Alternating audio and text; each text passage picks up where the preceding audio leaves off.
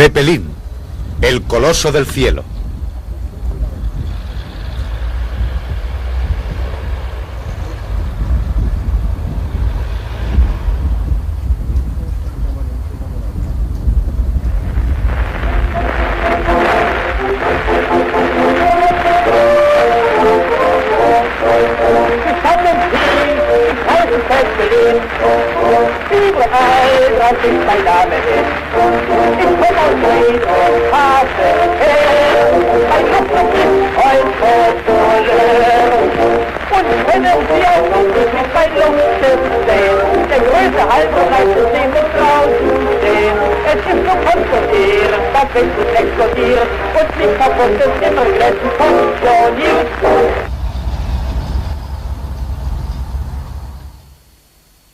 El despegue.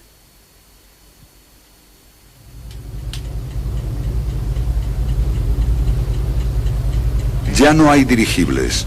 Los que se ven hoy en día son globos publicitarios, balones de gas.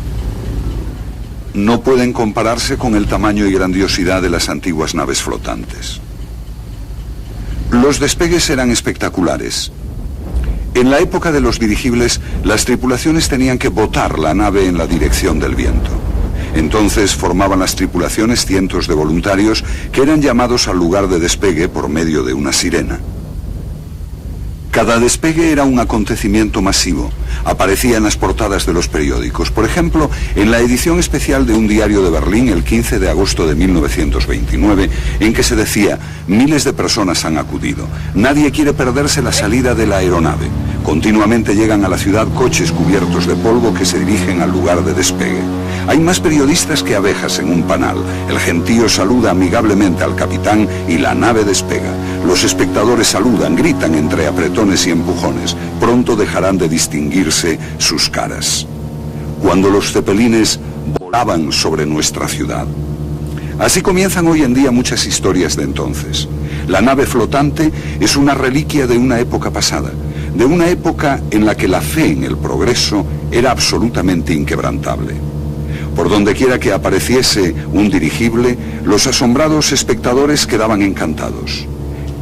El cielo, el océano, podían surcarse en una nave. Un dirigible no vuela, flota. Flota como un barco, como una nave flotante.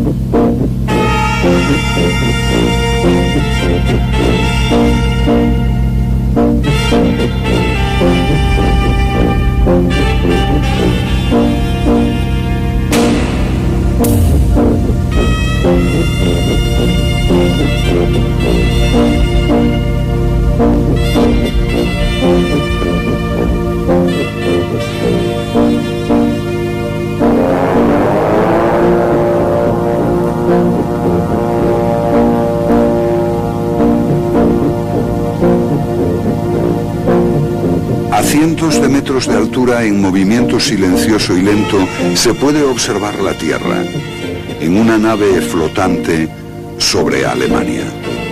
Es como si regresáramos al pasado. Cualquier lugar de Alemania. No queda mucho de las vistas de entonces por los destrozos de la guerra. Las nuevas construcciones han hecho desaparecer los restos de entonces. Alemania desde lo alto. Dos máquinas innovadoras de aquella época, el Zeppelin y la cámara de cine. Dos máquinas que han ampliado el círculo histórico de la humanidad. Han alcanzado nuevas metas y las han hecho realidad. La nave flotante estaba en todos los escenarios del mundo. Su historia refleja la de toda una época. Año 1900. Todo en Alemania está en movimiento. Se rehace Berlín sin demasiados lujos. Era el tiempo de las grandes empresas llevadas a cabo con una apasionada fe en el futuro. El mercado mundial es tentador, el capital está aquí y desde la creación del Imperio Alemán en 1870 se quieren ofrecer al mundo la sabiduría alemana, la ciencia alemana, las invenciones alemanas. Ni un día sin nuevas patentes del Imperio Alemán, decía el Kaiser Guillermo. Luego se las llamaría adelantos técnicos. Aquí tenemos, por ejemplo, el coche del Kaiser Guillermo II con su escandalosa bocina. La alta sociedad discute las columnas de los periódicos, pronunciándose a favor o en contra de las nuevas ideas tecnológicas. Debían construirse máquinas voladoras más ligeras o más pesadas que el aire. Si son más ligeras que el aire, deben ser rígidas o elásticas. Un francés consiguió sobrevolar la Torre Eiffel con un globo elástico. Pero sería un conde de Constanza, de aquel entonces, el que tendría razón al construir una coraza metálica bajo un globo de aire.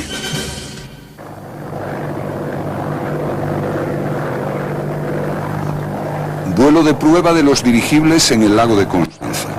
No tuvo mucho éxito aquel experimento, pero en definitiva, como ya hemos dicho, una nave flotante no vuela, flota.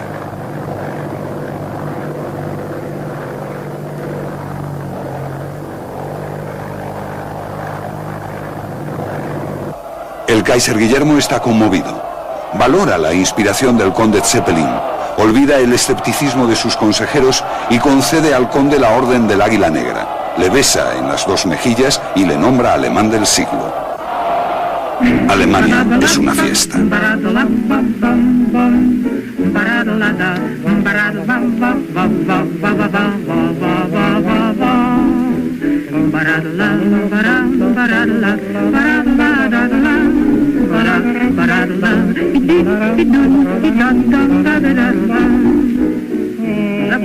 Hugo von Hofmannsthal escribe en 1908: un hombre como este conde nos hace sentirnos valientes.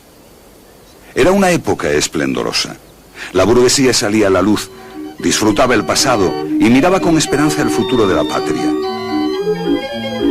Pero la luz puede convertirse en sombra. Desaparece en los barrios obreros y en los patios traseros de las casas en los que nunca luce el sol. Querido tío Zeppelin, déjate conocer y ven a nuestros barrios donde apenas se puede respirar. Tráenos un poco de esperanza y ganas de vivir en tu cacharro volador.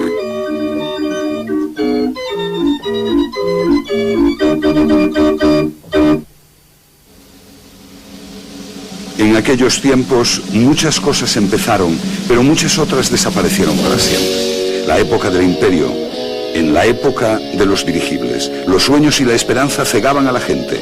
Algún día los dirigibles eran grandes y aptos para el ejército, y si viene una guerra, Alemania jamás será vencida.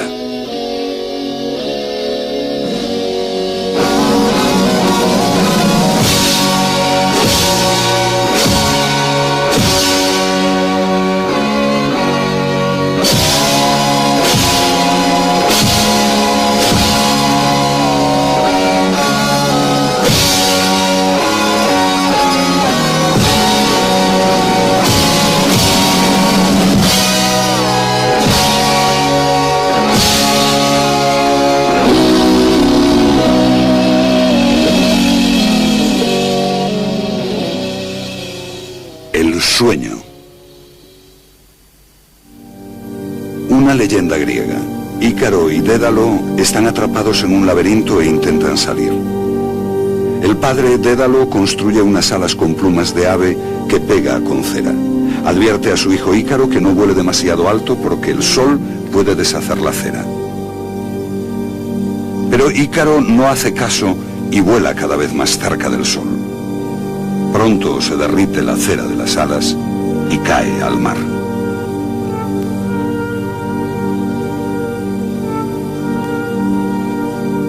Volar, el eterno sueño de la humanidad. Leonardo da Vinci fue el primero que hizo bocetos, allá por el siglo XV, sobre las fases de los movimientos voladores que aún sirven de base a las construcciones actuales. Los primeros hombres que realmente volaron fueron dos franceses, los hermanos Montgolfier, en 1783. Su invento fue imitado en toda Europa, pero los primeros aviadores no podían pilotar sus aparatos y eran dominados por los elementos. Las leyes del vuelo fueron un secreto durante más de 100 años, lo cual no impedía seguir diseñando nuevos tipos de aviones, construcciones extravagantes, fruto de un sueño.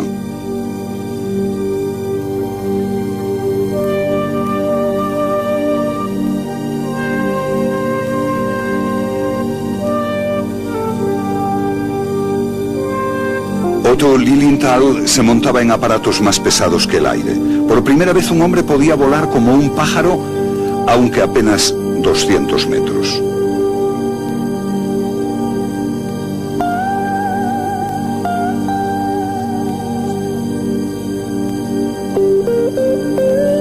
En 1899, Santos Dumont pilotó por primera vez sobre París un avión más ligero que el aire. El conde Ferdinand von Zeppelin, un general de caballería retirado, estaba convencido desde un principio de la importancia de los globos dirigibles. El 2 de julio de 1900, su nave, el LZ-1, se elevó por primera vez sobre el lago de Constanza, cerca de Friedrichshafen, durante 17 minutos. Un acontecimiento mundial, aunque un desastre financiero para el conde. Había invertido todo su capital en la realización de su idea, pero el gran evento se retrasó. Su fracaso parecía solo una cuestión de tiempo. Más tarde, el desastre del 5 de agosto de 1908. El LZ-4 tuvo que hacer un aterrizaje forzoso en Echterdingen, cerca de Stuttgart. A pesar del fuerte viento, se consiguió sujetar la nave al suelo. Para el conde fue una demostración de que sus naves podían aterrizar en cualquier sitio. Pero de pronto se desató una fuerte tormenta y el viento arrancó el globo de sus anclajes. Se incendió y ardió en cuestión de segundos. No hubo heridos. Entonces ocurrió algo excepcional. En el mismo lugar del accidente dio comienzo una colecta que pronto se extendió por todo el país. En poco tiempo se recaudaron más de 6 millones de marcos. El entusiasmo por los dirigibles contagió a toda la nación. El conde, un héroe. Era el comienzo de una leyenda. Alles waren unentbehrlich. Nur mit solchen geordneten Verbindungen der verschiedenen abgestuften Gaben und Kräfte war das hohe Ziel zu erreichen. Meine Luftschiffe werden bald zu den betriebssichersten Fahrzeugen zählen, mit welchen weite Reisen bei verhältnismäßig geringster Gefahr für Leib und Leben der Insassen ausführbar sind.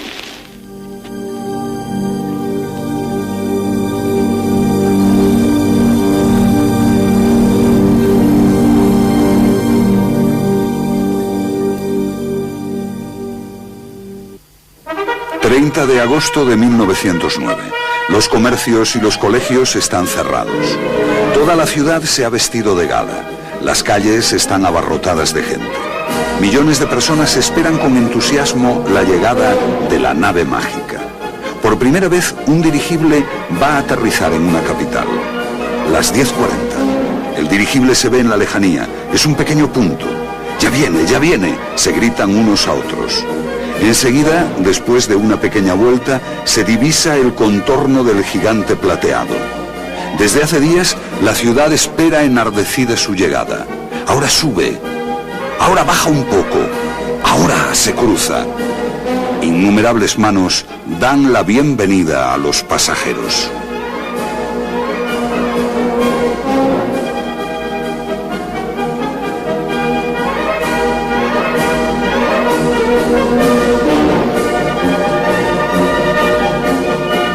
Como demostración, el dirigible sobrevuela los lugares más importantes de la ciudad, los jardines, el Palacio Real.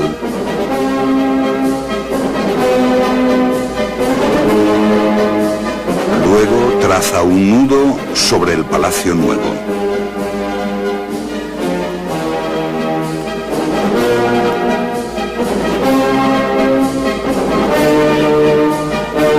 Casi 2 horas duró el vuelo del Zeppelin sobre la ciudad, para terminar la columna triunfal y el edificio del Congreso.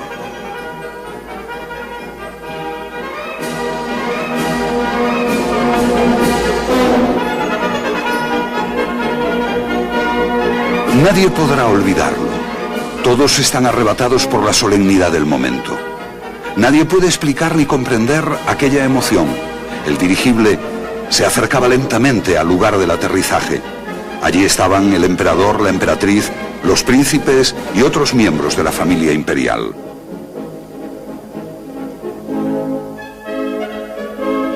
El dirigible se dirigía en línea recta hacia el campo de aterrizaje, acercándose más y más a la tierra. Casi no se podía distinguir al conde Zeppelin.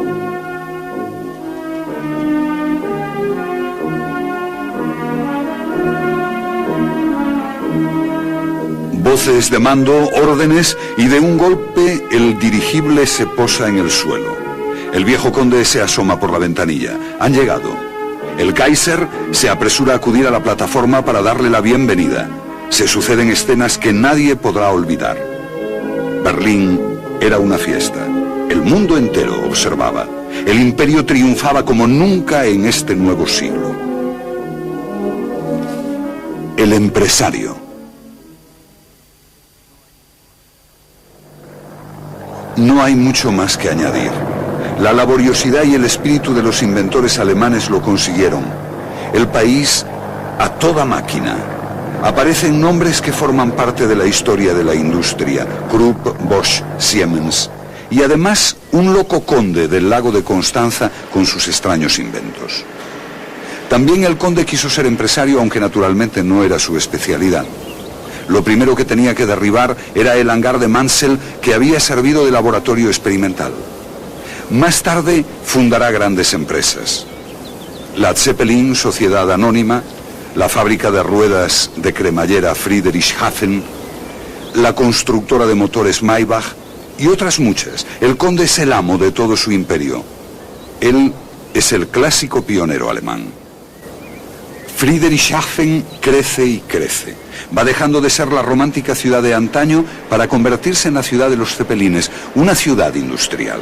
Desde aquí se dan nuevos impulsos a la economía alemana. En los laboratorios Zeppelin y talleres de pruebas se llevan a cabo investigaciones. Alta tecnología en Friedrichshafen. Se investigan las leyes de la aerodinámica, se miniaturizan los instrumentos de navegación de grandes tonelajes anteriores. Sus experiencias con el nuevo material, aluminio, y su adaptabilidad para la construcción aeronáutica sirven de base para los aviones totalmente metálicos de nuestros días. Y siempre que emprendía el vuelo un nuevo aparato, el público era testigo inevitable del acontecimiento. El dirigible era patrimonio del corazón nacional. De toda Alemania surgían canciones, cuentos, elogios.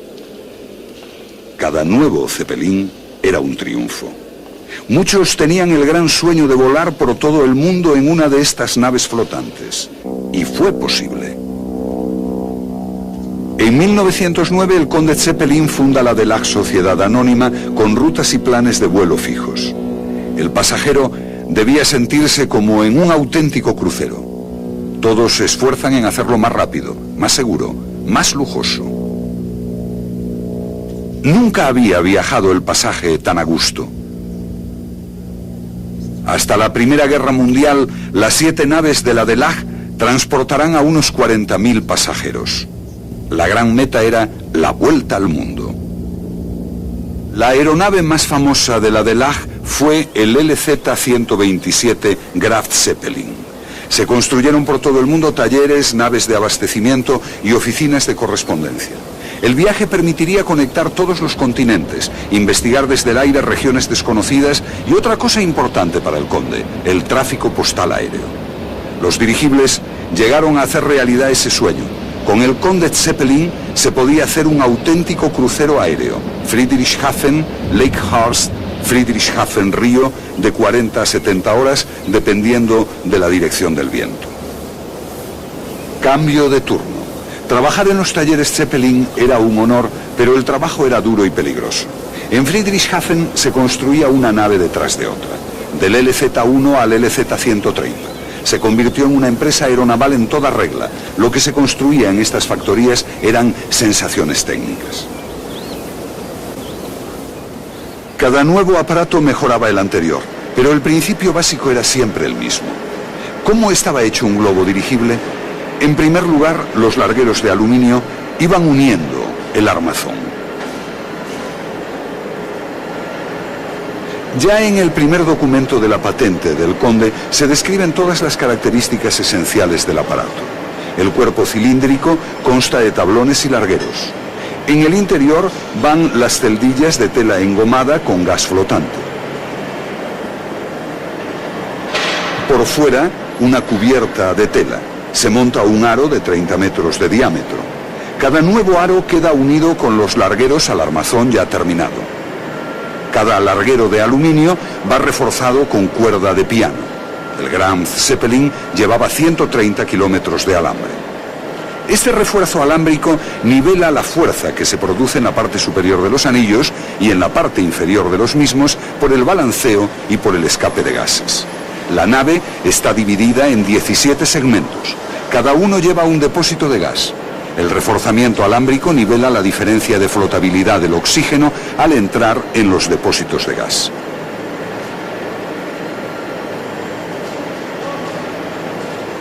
La proa va a ser montada.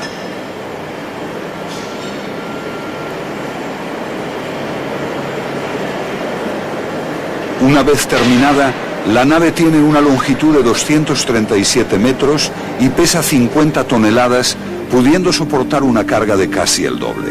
Es una red de miles de alambres, largueros de aluminio y tela, casi una obra de arte.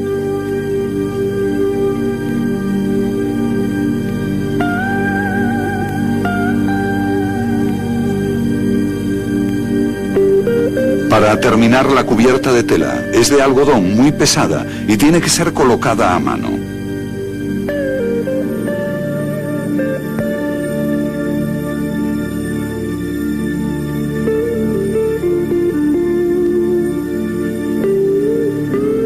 Sobre ella, una capa de pintura protectora, Cerlón mezclado con polvo de aluminio, que da al Zeppelin su característico color plateado.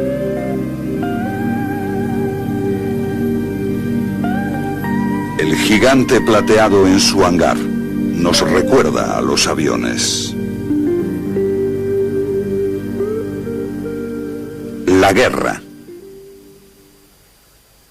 Julio de 1914, la guerra estalla en Europa. Es muss denn das Schwert nun entscheiden. Mitten im Frieden überfällt uns der Feind. Darum auf zu den Waffen. Wir werden diesen Kampf bestehen, auch gegen eine Welt von Feinden.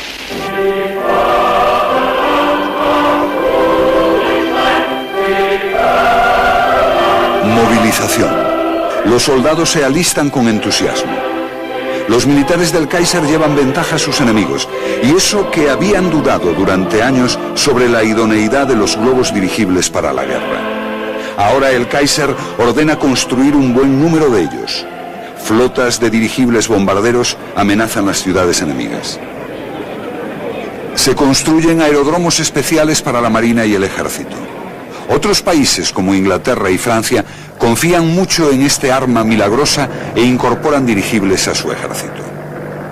La principal tarea de los globos dirigibles, vuelos de inspección detrás del frente y bombardeos. Estos vuelos duran de 15 a 20 horas y se realizan casi a diario.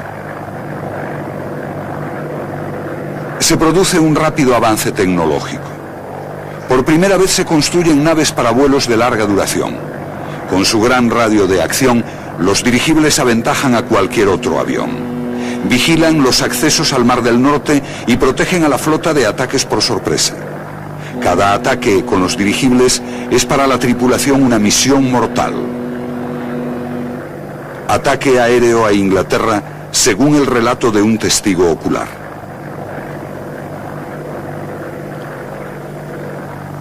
Tomamos rumbo a la costa inglesa. ¿Qué nos depararán las próximas horas? Máxima tensión. Por fin vamos a hacer realidad nuestro deseo de atacar Inglaterra. El corazón nos late cada vez más fuerte. Aparece la costa británica. Se divisa claramente el oleaje. Inglaterra está ante nosotros como un atlas. Tras la descripción de los ataques habidos hasta ahora, nos preparamos para un ataque infernal. No vemos nada. ¿Querrán tendernos una trampa? De cualquier forma, decidimos no meternos dentro y elegimos la ciudad de York como objetivo del ataque. Llegaremos por la noche. El efecto de nuestras bombas es fulminante.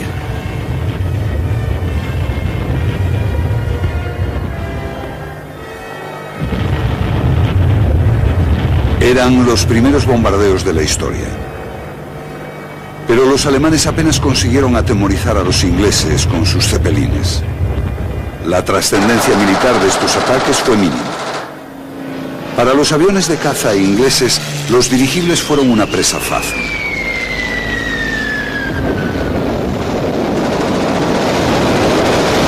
La mayoría de ellos no resistían más de 1 o 2 ataques. Muchos tenían que ser rechazados con antelación por defectos técnicos. Dependían extremadamente del tiempo, de las nubes o de la niebla para esconderse del enemigo.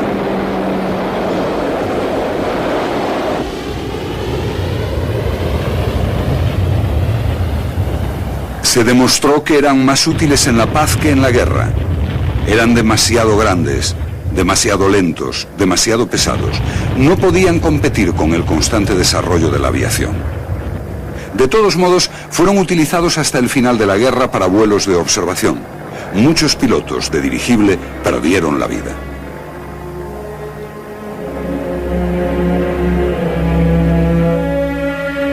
El 8 de marzo de 1914, en plena guerra, muere el conde Zeppelin. Para los hombres de aquella época fue una fuerte conmoción. El cementerio de Stuttgart quedó invadido. Reyes, nobles, generales seguían el féretro.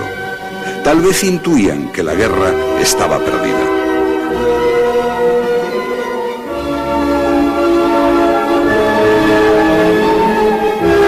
El último adiós al conde. Un Zeppelin vuela sobre su tumba. Las albas de honor.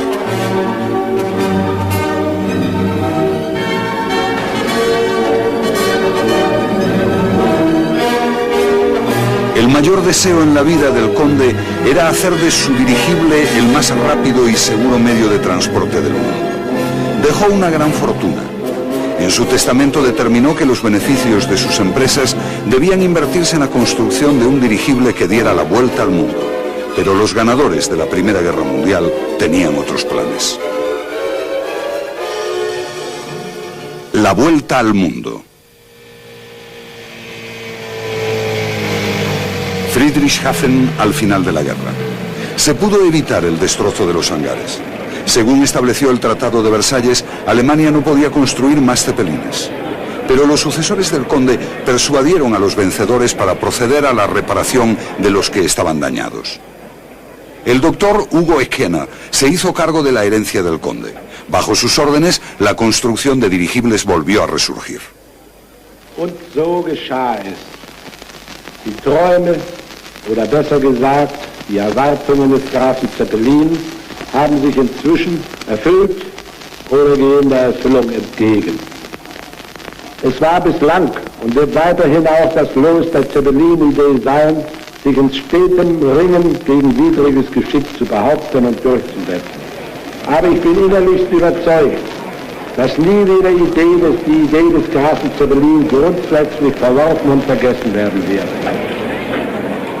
El sueño del conde se hizo realidad el 15 de agosto de 1929. La vuelta al mundo. Por primera vez, un dirigible iba a dar la vuelta al mundo. Apenas había experiencia de viajes regulares entre Europa, América y Sudamérica, ya que la vuelta al mundo exigía ciertas condiciones de navegación y aprovisionamiento. Solo había 3 escalas: Tokio, San Francisco y Lakehurst. Hugo Eckena, el capitán, quería demostrar que los dirigibles eran el medio de transporte del futuro. Hay miles de leyendas sobre este viaje. Los viejos tripulantes siguen fantaseando aún en nuestros días. Uno de los que vivió este viaje es Hermann Zettel. Era maquinista en la proa izquierda. La importancia de la vuelta al mundo era sobre todo propagandística, para demostrar al mundo que teníamos un globo dirigible y que podíamos volar sobre la tierra y el mar, por todas las zonas climáticas. Esa era la finalidad, No era un vuelo de pruebas, quiero decir, bajo el punto de vista técnico, para saber cómo funcionaba el globo en unas condiciones meteorológicas normales, en el trópico o en alta mar.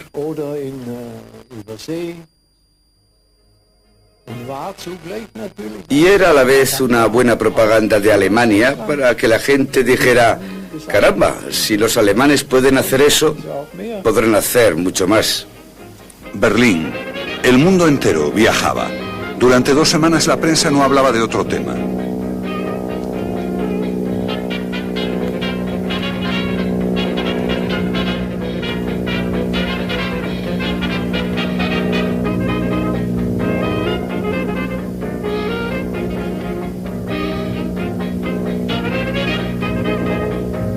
La parte más larga del viaje sin escala era Rusia.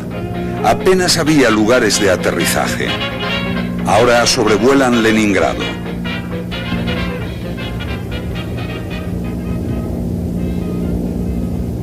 Para los pasajeros aquello era una expedición a un mundo desconocido. Paisajes que hasta ahora eran solo manchas blancas sobre el mapa. Junto a un río o una cascada de... no recuerdo. Vi 2 personas que apenas aparecieron 1 o 2 minutos y luego volvieron a desaparecer. Creo que quizás eran cazadores y, desde luego, gente que se asustó al vernos. Para ellos sería algo inimaginable. Comprendo que si no se sabe que existen unas cosas así y de pronto se ve en el cielo un barco flotante, la gente se asustara y se escondiera. Sobrevolando los montes Stanovoy en Siberia.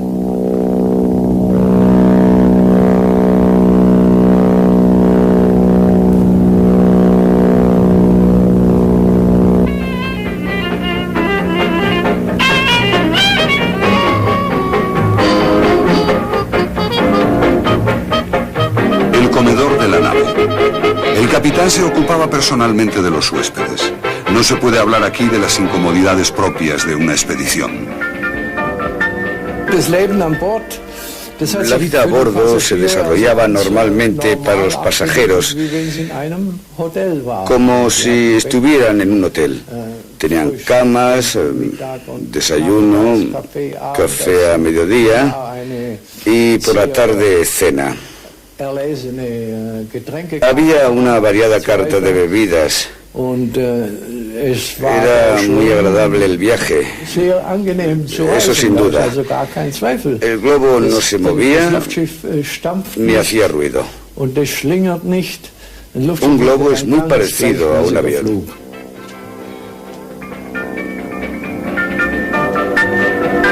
Después de la escala en Japón, prosigue el viaje ahora por el ancho y tranquilo océano.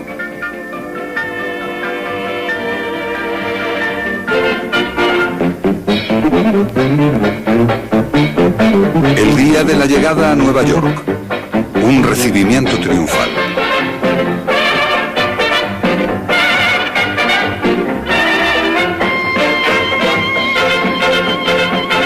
Regreso por las Azores.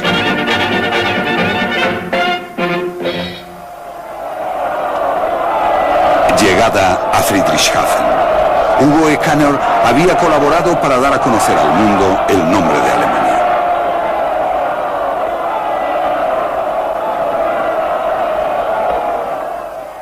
El Hindenburg. En 1936 se construyó un nuevo dirigible, el Hindenburg, con 200.000 metros cúbicos, el doble del Graf Zeppelin. Todos estaban convencidos de que esta nueva aeronave sería más famosa y causaría más sensación que el Graf Zeppelin. Tenían razón. El hotel volante había sido preparado con todo detalle. 70 modernas cabinas individuales, 6 baños, salas de duchas, amplio comedor, salón con zona de conciertos y 2 largos miradores para los pasajeros que quisieran pasear durante el vuelo. En la despensa del Hindenburg había pavos, langostas, toda clase de helados, whisky, vino y cerveza alemana. Pero la nave estaba marcada por Adolfo Hitler. Hugo Ekaner no pudo evitar llevar consigo la cruz gamada.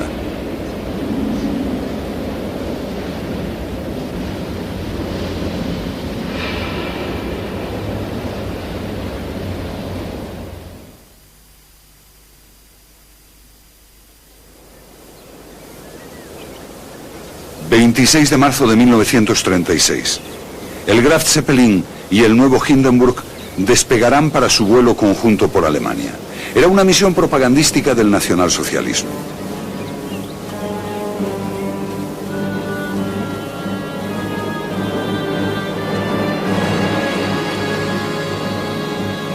En 1936 los nazis se encontraban en la cumbre del poder.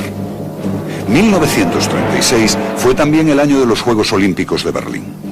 El mundo quería creer en la paz y los dos dirigibles debían demostrar las intenciones pacíficas de Hitler.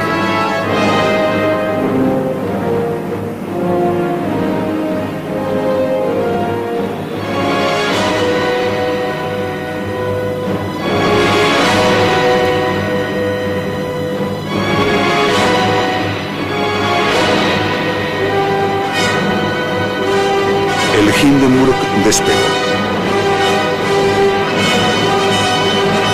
El mito del dirigible de la paz era inquebrantable, pero había sido puesto al servicio del nacionalsocialismo. De nuevo iba a ser utilizado como medio de propaganda.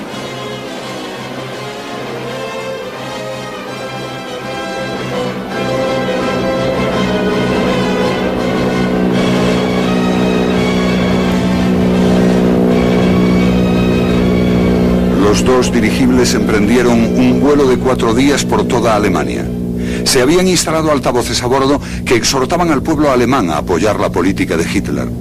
Se tiraron millones de panfletos del Ministerio de Propaganda. El dirigible se había convertido en globo de publicidad. Auf der Fahrt über Deutschland. Hier ist das Luftschiff Hindenburg und das Luftschiff Graf Zeppelin. Wir überbringen euch die Grüße aus dem Reich. Gerade jetzt in diesen Tagen, wo wir alle nur an einen denken, an unseren Führer Adolf Hitler. Wir sind gestern Nachmittag um 15:21 Uhr in Löwenthal, in der großen Halle in Löwenthal bei Friedrichshafen am Bodensee gestartet. Und dann nahmen wir direkten Kurs nach Ulm, über die Stadt Nürnberg, die Stadt der Parteitage, und weiter nach dem Osten ging unsere stolze, schöne Fahrt. Aber im Morgengrauen gegen 6 Uhr, als wir an die Fenster traten, da waren wir über Tilsit. Wir grüßten Tilsit. Achtung, Achtung, LZ 129, darf ich euch einen Augenblick unterbrechen. In diesem Augenblick habt ihr den Adolf-Hitler-Platz überquert. Tausende von Menschen stehen dort unten, die einen Fackelzug hinter sich haben. Und nun umjubeln euch Tausende auf dem Adolf-Hitler-Platz. Horcht einmal hin, horcht den Gruß der Stadt Hamburg. Al cabo de 2 años, ambos dirigibles volverían al servicio civil. Y comenzaba la época de las travesías transatlánticas. Muchos acontecimientos fueron celebrados en estos viajes. Así, por ejemplo, se celebró la primera misa a bordo, lo que en época anterior había sido terminantemente prohibido por el riesgo de derramar el vino eucarístico. El Papa se convenció al saber que un tintero había soportado muchas horas de vuelo sin derramarse. La nave flotante estaba acreditada en todas partes. La realidad era otra bien distinta. Las nuevas técnicas buscaban más altura, más velocidad, más distancia. Y hoy en día sigue siendo así. En los planes de guerra de los nazis no figuraban los dirigibles. Leyhurst, Estados Unidos, 6 de marzo de 1937.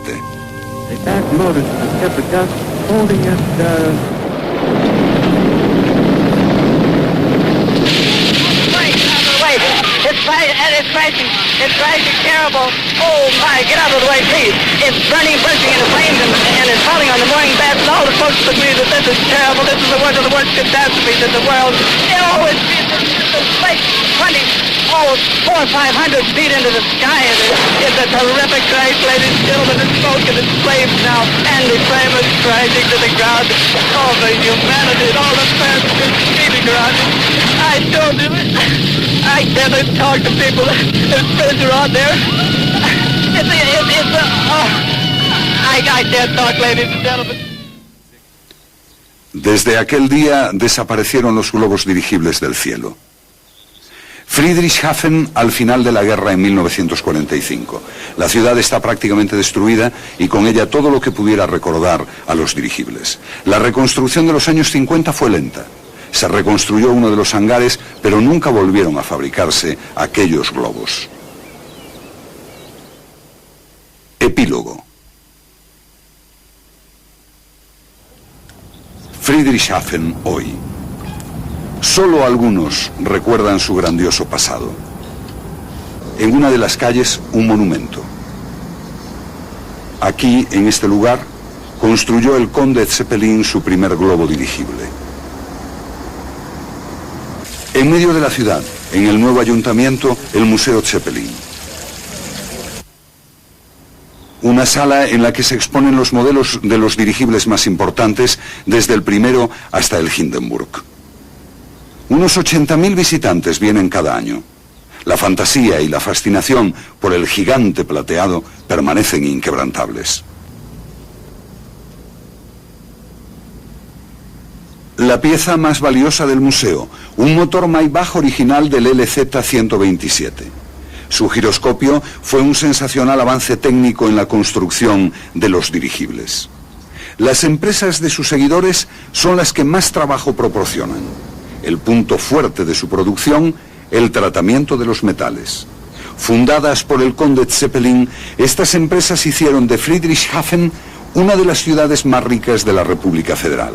La ciudad tiene como norma del Consejo de Administración no volver a hablar de la construcción de un dirigible.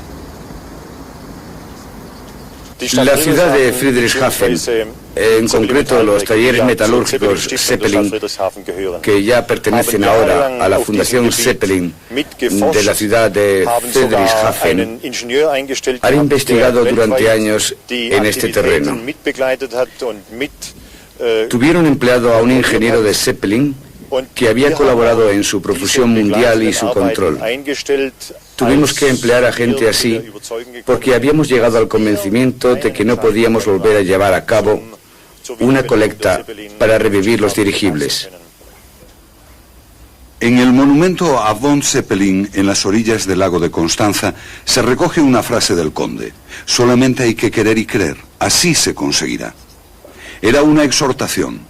En su testamento, el conde dispuso que los beneficios de sus empresas debían ser utilizados para el vuelo que daría la vuelta al mundo, pero no se cumplió.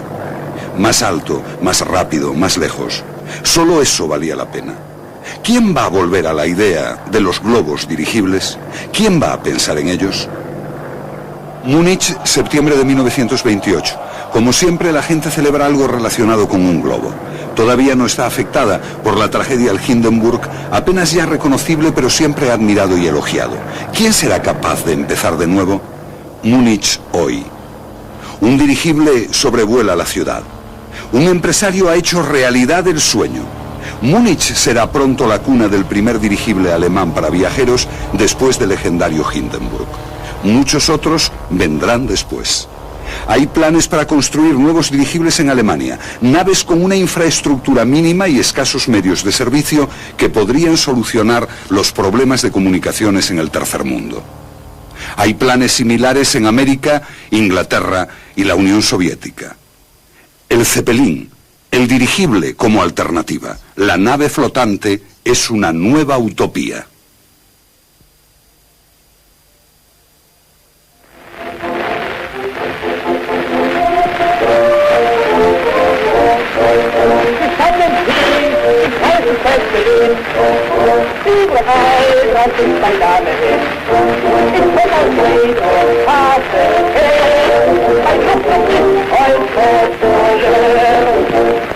Wenn es wir uns mit bei Luft sehen, der Größe halten, das System ist raus. sehen. Es ist so konstruieren, doppelt und explodieren und nicht kaputt ist immer gleich funktionieren.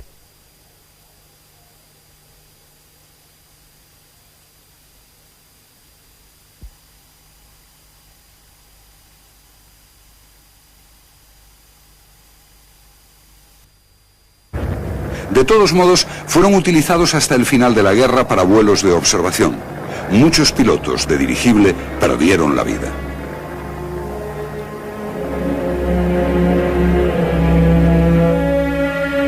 El 8 de marzo de 1914, en plena guerra, muere el conde Zeppelin. Para los hombres de aquella época fue una fuerte conmoción. El cementerio de Stuttgart quedó invadido. Reyes, nobles, generales seguían el féretro. Tal vez intuían que la guerra estaba perdida.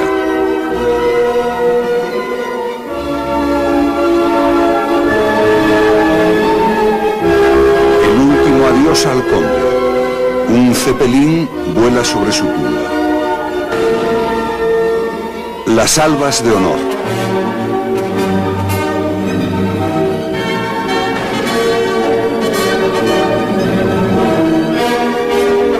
El mayor deseo en la vida del conde era hacer de su dirigible el más rápido y seguro medio de transporte del mundo. Dejó una gran fortuna. En su testamento determinó que los beneficios de sus empresas debían invertirse en la construcción de un dirigible que diera la vuelta al mundo. Pero los ganadores de la Primera Guerra Mundial tenían otros planes. La vuelta al mundo. Friedrichshafen al final de la guerra. Se pudo evitar el destrozo de los hangares. Según estableció el Tratado de Versalles, Alemania no podía construir más zeppelines.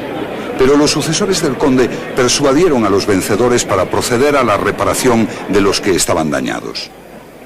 El doctor Hugo Eckner se hizo cargo de la herencia del conde. Bajo sus órdenes, la construcción de dirigibles volvió a resurgir. Und so geschah es. Die Träume, oder besser gesagt, die Erwartungen des Grafen Zeppelin haben sich inzwischen erfüllt oder gehen der Erfüllung entgegen. Es war bislang und wird weiterhin auch das Los der Zeppelin-Idee sein, sich in stetem Ringen gegen widriges Geschick zu behaupten und durchzusetzen. Aber ich bin innerlichst überzeugt, dass nie wieder die Idee des Grafen Zeppelin grundsätzlich verworfen und vergessen werden wird. El sueño del conde se hizo realidad el 15 de agosto de 1929. La vuelta al mundo. Por primera vez, un dirigible iba a dar la vuelta al mundo. Apenas había experiencia de viajes regulares entre Europa, América y Sudamérica, ya que la vuelta al mundo exigía ciertas condiciones de navegación y aprovisionamiento. Solo había 3 escalas: Tokio, San Francisco y Lakehurst. Nadie podrá olvidarlo. Todos están arrebatados por la solemnidad del momento. Nadie puede explicar ni comprender aquella emoción. El dirigible se acercaba lentamente al lugar del aterrizaje. Allí estaban el emperador, la emperatriz, los príncipes y otros miembros de la familia imperial.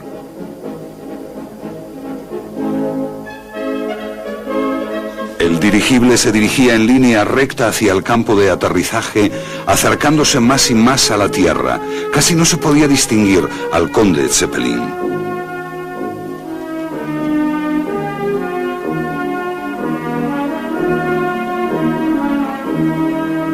Voces de mando, órdenes, y de un golpe el dirigible se posa en el suelo.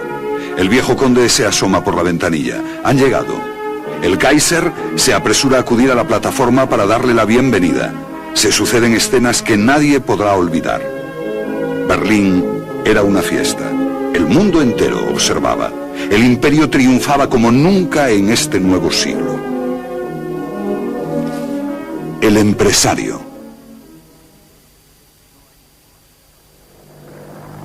No hay mucho más que añadir.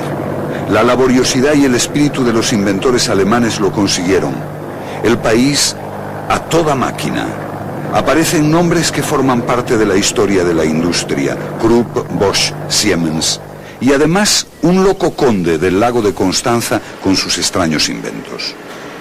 También el conde quiso ser empresario, aunque naturalmente no era su especialidad. Lo primero que tenía que derribar era el hangar de Mansell, que había servido de laboratorio experimental. Más tarde fundará grandes empresas. La Zeppelin, sociedad anónima, la fábrica de ruedas de cremallera Friedrichshafen, la constructora de motores Maybach y otras muchas. El conde es el amo de todo su imperio. Él es el clásico pionero alemán. Friedrichshafen crece y crece. Va dejando de ser la romántica ciudad de antaño para convertirse en la ciudad de los Zeppelines, una ciudad industrial. Desde aquí se dan nuevos impulsos a la economía alemana. En los laboratorios Zeppelin y talleres de pruebas se llevan a cabo investigaciones. Alta tecnología en Friedrichshafen. Se investigan las leyes de la aerodinámica, se miniaturizan los instrumentos de navegación de grandes tonelajes anteriores. Sus experiencias con el nuevo material, aluminio, y su adaptabilidad para la construcción aeronáutica sirven de base para los aviones totalmente metálicos de nuestros días. Y siempre que emprendía el vuelo un nuevo aparato, el público era testigo inevitable del acontecimiento. Duda. El globo no se movía ni hacía ruido. Un globo es muy parecido a un avión.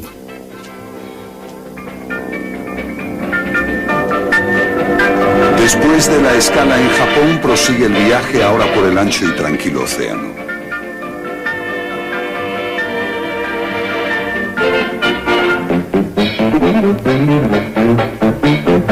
El día de la llegada a Nueva York, un recibimiento triunfal.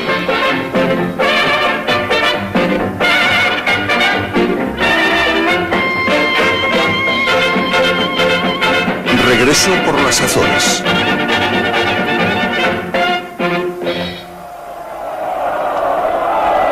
Llegada a Friedrichshafen.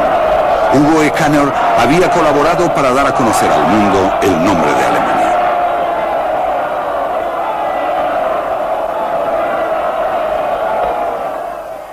El Hindenburg. En 1936 se construyó un nuevo dirigible, el Hindenburg, con 200.000 metros cúbicos, el doble del Graf Zeppelin. Todos estaban convencidos de que esta nueva aeronave sería más famosa y causaría más sensación que el Graf Zeppelin. Tenían razón. El hotel volante había sido preparado con todo detalle. 70 modernas cabinas individuales, 6 baños, salas de duchas, amplio comedor, salón con zona de conciertos y 2 largos miradores para los pasajeros que quisieran pasear durante el vuelo. En la despensa del Hindenburg había pavos, langostas, toda clase de helados, whisky, vino y cerveza alemana. Pero la nave estaba marcada por Adolfo Hitler. Hugo Ekaner no pudo evitar llevar consigo la cruz gamada.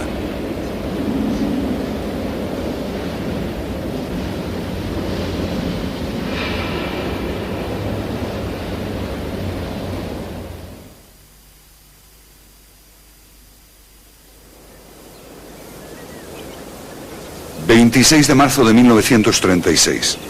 el Graf Zeppelin y el nuevo Hindenburg despegarán para su vuelo conjunto por Alemania. Era una misión propagandística del nacionalsocialismo.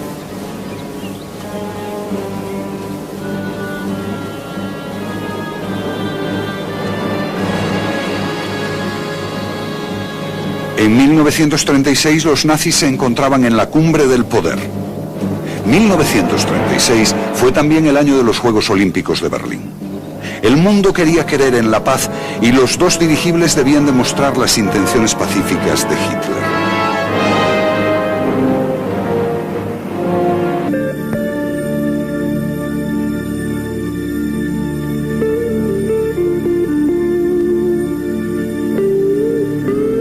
Sobre ella, una capa de pintura protectora, Cerlón mezclado con polvo de aluminio, que da al Zeppelin su característico color plateado.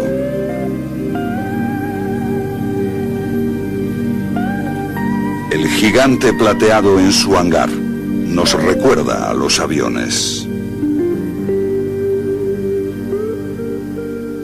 La guerra. Julio de 1914, la guerra estalla en Europa. Es muss denn das Schwert nun entscheiden. Mitten im Frieden überfällt uns der Feind. Darum auf zu den Waffen. Wir werden diesen Kampf bestehen, auch gegen eine Welt von Feinden.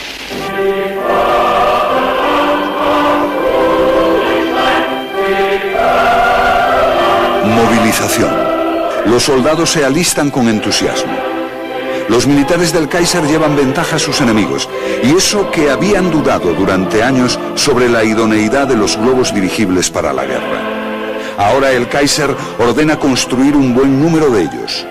Flotas de dirigibles bombarderos amenazan las ciudades enemigas. Se construyen aeródromos especiales para la Marina y el Ejército. Otros países, como Inglaterra y Francia, confían mucho en este arma milagrosa e incorporan dirigibles a su ejército. La principal tarea de los globos dirigibles, vuelos de inspección detrás del frente y bombardeos. Estos vuelos duran de 15 a 20 horas y se realizan casi a diario. Se produce un rápido avance tecnológico. Por primera vez se construyen naves para vuelos de larga duración. Con su gran radio de acción, los dirigibles aventajan a cualquier otro avión. Vigilan los accesos al Mar del Norte y protegen a la flota de ataques por sorpresa. Cada ataque con los dirigibles es para la tripulación una misión mortal. Ataque aéreo a Inglaterra, según el relato de un testigo ocular.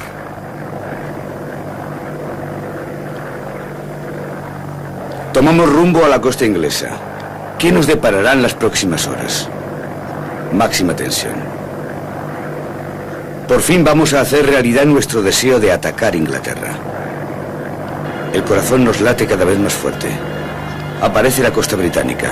Se divisa claramente el oleaje. Inglaterra está ante nosotros como un atlas. Tras la descripción de los ataques habidos hasta ahora, nos preparamos para un ataque infernal. No vemos nada.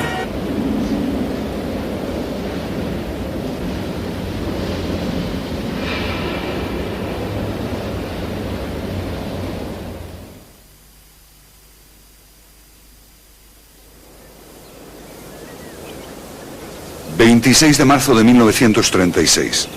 el Graf Zeppelin y el nuevo Hindenburg despegarán para su vuelo conjunto por Alemania. Era una misión propagandística del nacionalsocialismo.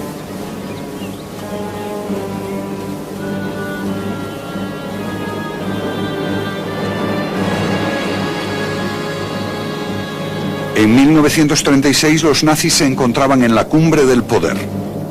1936 fue también el año de los Juegos Olímpicos de Berlín.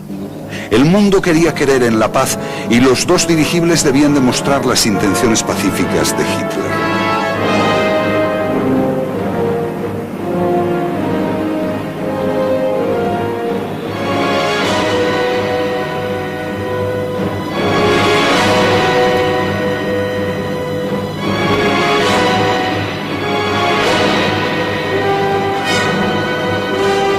El Hindenburg despegó. El mito del dirigible de la paz era inquebrantable, pero había sido puesto al servicio del nacionalsocialismo. De nuevo iba a ser utilizado como medio de propaganda.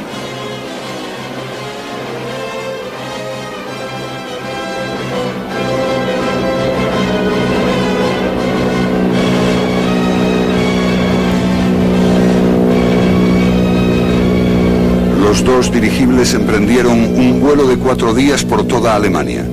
Se habían instalado altavoces a bordo que exhortaban al pueblo alemán a apoyar la política de Hitler. Se tiraron millones de panfletos del Ministerio de Propaganda. El dirigible se había convertido en globo de publicidad. El 129 auf der Fahrt über Deutschland. Hier ist das Luftschiff Hindenburg und das Luftschiff Graf Zeppelin. Wir überbringen euch die Grüße aus dem Reich. Gerade jetzt in diesen Tagen, wo wir alle nur an einen denken, an unseren Führer Adolf Hitler. Wir sind gestern Nachmittag um 15:21 Uhr in Löwenthal in der großen Halle in Löwenthal bei Friedrichshafen am Bodensee gestartet. Und dann nahmen wir direkten Kurs nach Ulm, über die Stadt Nürnberg, die Stadt der Parteitage, und weiter nach dem Osten ging unsere stolze, schöne Fahrt. Aber im Morgengrauen gegen 6 Uhr... Cacharro volador.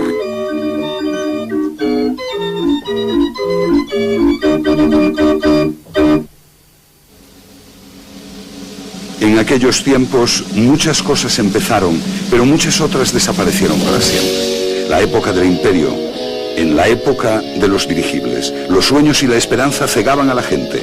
Algún día los dirigibles serán grandes y aptos para el ejército, y si viene una guerra, Alemania jamás será vencida.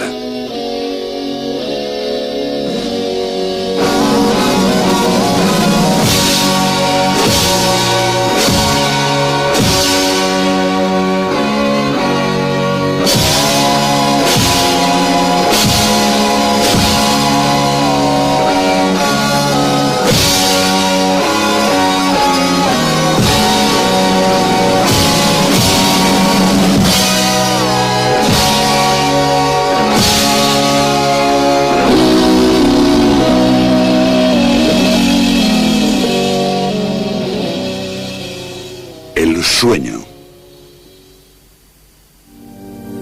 Una leyenda griega. Ícaro y Dédalo están atrapados en un laberinto e intentan salir. El padre Dédalo construye unas alas con plumas de ave que pega con cera. Advierte a su hijo Ícaro que no vuele demasiado alto porque el sol puede deshacer la cera.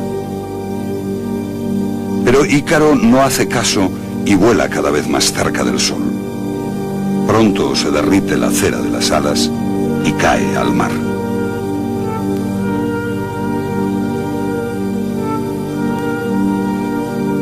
Volar, el eterno sueño de la humanidad.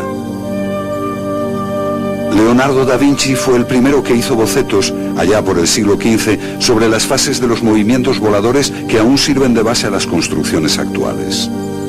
Los primeros hombres que realmente volaron fueron dos franceses, los hermanos Montgolfier, en 1783.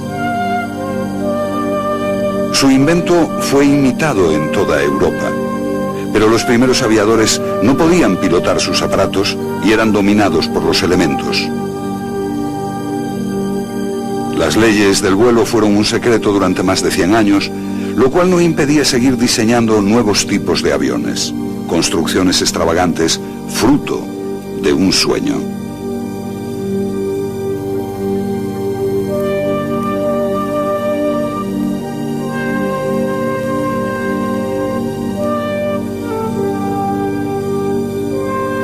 Otto Lilienthal se montaba en aparatos más pesados que el aire.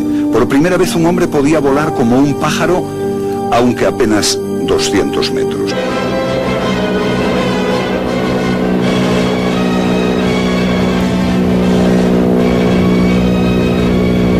Los dos dirigibles emprendieron un vuelo de 4 días por toda Alemania. Se habían instalado altavoces a bordo que exhortaban al pueblo alemán a apoyar la política de Hitler. Se tiraron millones de panfletos del Ministerio de Propaganda. El dirigible se había convertido en globo de publicidad. Jetzt 129 auf der Fahrt über Deutschland. Hier ist das Luftschiff Hindenburg und das Luftschiff Graf Zeppelin. Wir überbringen euch die Grüße aus dem Reich. Gerade jetzt in diesen Tagen, wo wir alle nur an einen denken, an unseren Führer Adolf Hitler. Wir sind gestern Nachmittag um 15:21 Uhr in Löwenthal, in der großen Halle in Löwenthal bei Friedrichshafen am Bodensee gestartet.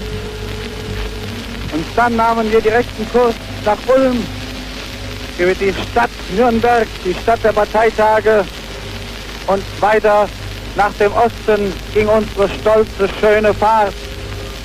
Aber im Morgengrauen gegen 6 Uhr, als wir an die Fenster traten, da waren wir über Tilsit. Wir grüßten Tilsit. Achtung, Achtung, LZ 129, darf ich euch einen Augenblick unterbrechen. In diesem Augenblick habt ihr den Adolf-Hitler-Platz überquert. Tausende von Menschen stehen dort unten, die einen Fackelzug hinter sich haben. Und nun umjubeln euch Tausende auf dem Adolf-Hitler-Platz. Horcht einmal hin und horcht den Gruß der Stadt Hamburg. Al cabo de 2 años, ambos dirigibles volverían al servicio civil. Y comenzaba la época de las travesías transatlánticas. Muchos acontecimientos fueron celebrados en estos viajes. Así, por ejemplo, se celebró la primera misa a bordo, lo que en época anterior había sido terminantemente prohibido por el riesgo de derramar el vino eucarístico. El Papa se convenció al saber que un tintero había soportado muchas horas de vuelo sin derramarse. La nave flotante estaba acreditada en todas partes. La realidad era otra bien distinta. Las nuevas técnicas buscaban más altura, más velocidad, más distancia. Y hoy en día sigue siendo así. En los planes de guerra de los nazis no figuraban los dirigibles. Leyhurst, Estados Unidos, 6 de marzo de 1937.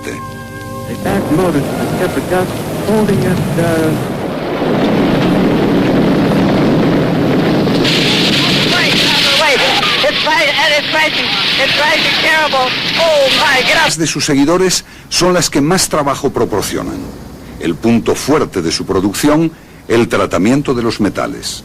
Fundadas por el conde Zeppelin, estas empresas hicieron de Friedrichshafen una de las ciudades más ricas de la República Federal. La ciudad tiene como norma del Consejo de Administración no volver a hablar de la construcción de un dirigible. La ciudad de Friedrichshafen, en concreto los talleres metalúrgicos Zeppelin, que ya pertenecen ahora a la Fundación Zeppelin de la ciudad de Friedrichshafen, han investigado durante años en este terreno. Tuvieron empleado a un ingeniero de Zeppelin que había colaborado en su profusión mundial y su control. Tuvimos que emplear a gente así porque habíamos llegado al convencimiento de que no podíamos volver a llevar a cabo una colecta para revivir los dirigibles. En el monumento a von Zeppelin, en las orillas del lago de Constanza, se recoge una frase del conde: solamente hay que querer y creer, así se conseguirá. Era una exhortación. En su testamento, el conde dispuso que los beneficios de sus empresas debían ser utilizados para el vuelo que daría la vuelta al mundo, pero no se cumplió. Más alto, más rápido, más lejos. Solo eso valía la pena. ¿Quién va a volver a la idea de los globos dirigibles? ¿Quién va a pensar en ellos? Múnich, septiembre de 1928. Como siempre, la gente celebra algo relacionado con un globo. Todavía no está afectada por la tragedia al Hindenburg, apenas ya reconocible pero siempre admirado y elogiado. ¿Quién será capaz de empezar de nuevo? Múnich hoy. Un dirigible sobrevuela la ciudad. Un empresario ha hecho realidad el sueño. Múnich será pronto la cuna del primer dirigible alemán para viajeros después del legendario Hindenburg. Muchos otros vendrán después. Hay planes para construir nuevos dirigibles en Alemania, naves con una infraestructura mínima y escasos medios de servicio que podrían solucionar los problemas de comunicaciones en el tercer mundo. Hay planes similares en América, Inglaterra y la Unión Soviética. El Zeppelin, el dirigible como alternativa, la nave flotante, es una nueva utopía.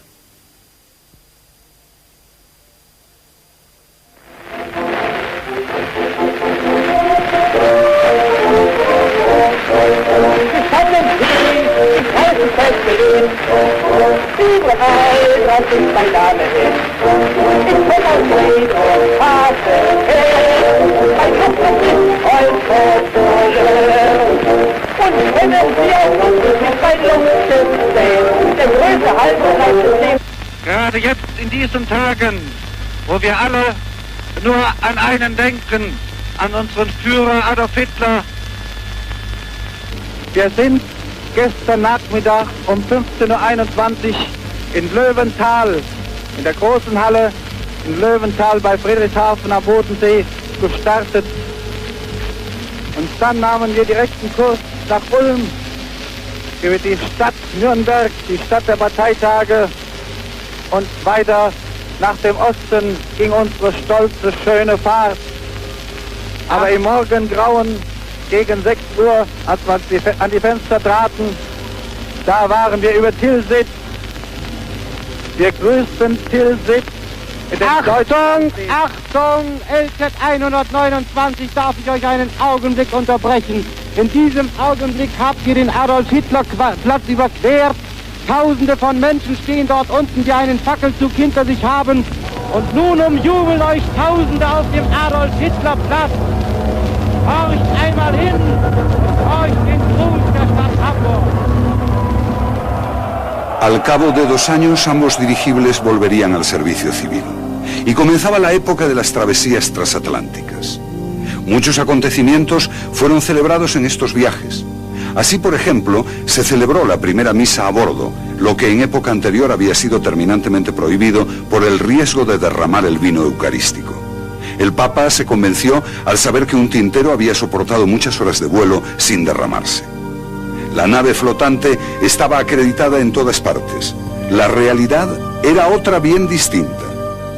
Las nuevas técnicas buscaban más altura, más velocidad, más distancia.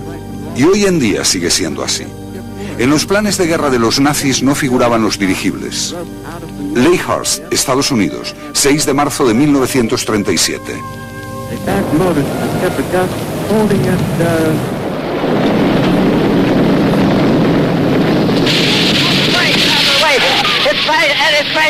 It's crashing terrible. Oh my, get out of the way, please. It's burning, bursting into flames, and it's falling on the morning baths, and all the folks agree that this is terrible. This is one of the worst catastrophes in the world. It's like 20, 400 or 500 feet into the sky. It's a terrific crash, ladies and gentlemen. It's smoke and it's flames now, and the flame is crashing to the ground. All the humanity and all the passengers screaming around it. I told you, I can't talk to people. There's friends are out there. I can't talk, ladies and gentlemen. Desde aquel día desaparecieron los globos dirigibles del cielo. Friedrichshafen al final de la guerra en 1900, primeros bombardeos de la historia. Pero los alemanes apenas consiguieron atemorizar a los ingleses con sus cepelines. La trascendencia militar de estos ataques fue mínima. Para los aviones de caza ingleses, los dirigibles fueron una presa fácil.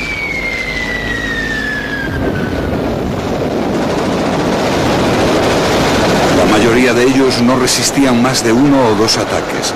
Muchos tenían que ser rechazados con antelación por defectos técnicos.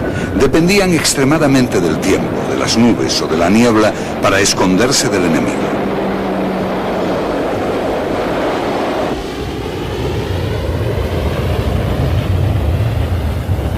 Se demostró que eran más útiles en la paz que en la guerra. Eran demasiado grandes, demasiado lentos, demasiado pesados. No podían competir con el constante desarrollo de la aviación. De todos modos, fueron utilizados hasta el final de la guerra para vuelos de observación. Muchos pilotos de dirigible perdieron la vida.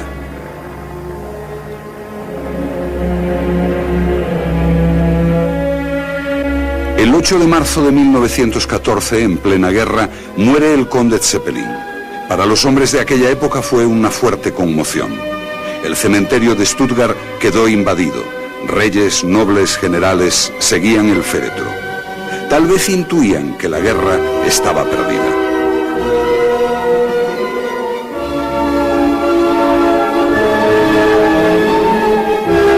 El último adiós al conde. Un Zeppelin vuela sobre su tumba. Las albas de honor.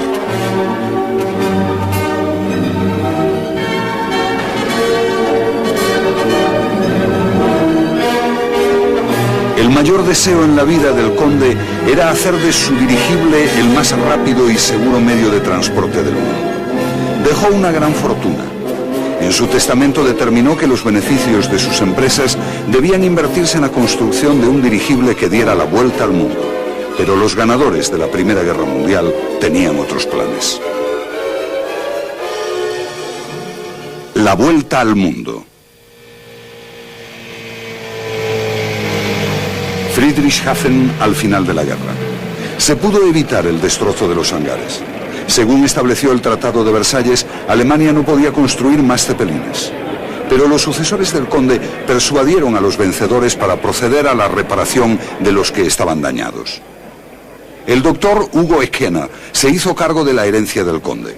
Bajo sus órdenes, la construcción de dirigibles volvió a resurgir. Und so geschah es. Die Träume, oder besser gesagt,